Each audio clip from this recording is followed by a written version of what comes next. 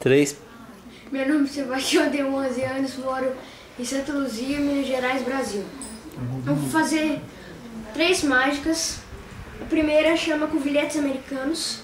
Eu tenho 3 bolinhas e 3 copos. Põe as bolinhas na frente do Agora eu coloco copo. uma bolinha aqui. Pode ver que tem nada aqui. Fecho aqui. Com o passe de mágica, ela tá aqui. Fecho aqui. Fecho aqui. Fecho aqui. Coloco a bolinha aqui. E fecho aqui. Passe de mágica. Tem 2 aqui. Coloco aqui. Aqui. E aqui. Coloco essa última bolinha aqui. Fecho aqui. Com passe de mágica tem 3. Então mostra, abre os copos aí, moça. Calma, não acabou ainda não.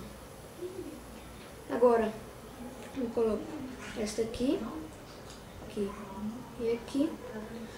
Pego uma bolinha invisível e eu coloco aqui.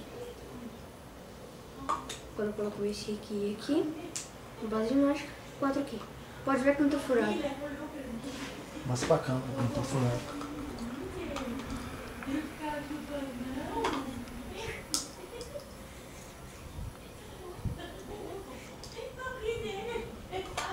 Ei!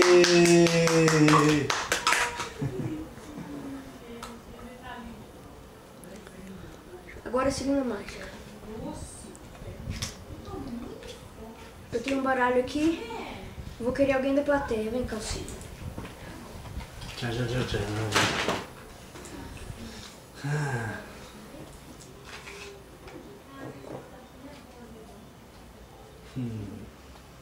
Tô de olho, hein? Ó. Para. Memorize sua carta. Oi? Memorize sua carta. Sim.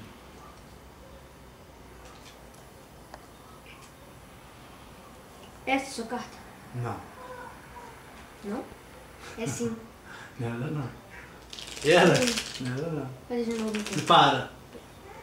Vai. Para. Memorize. Não existe.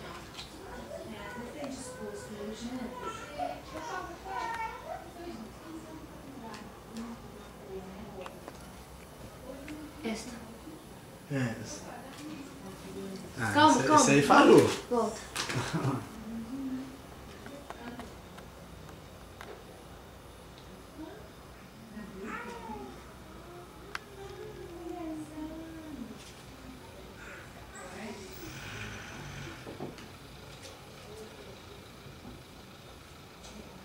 Esta? Essa também. Essa também. Essa. E essa. Muito bem. Ainda não acabou. Ainda temos mais uma mágica com este baralho.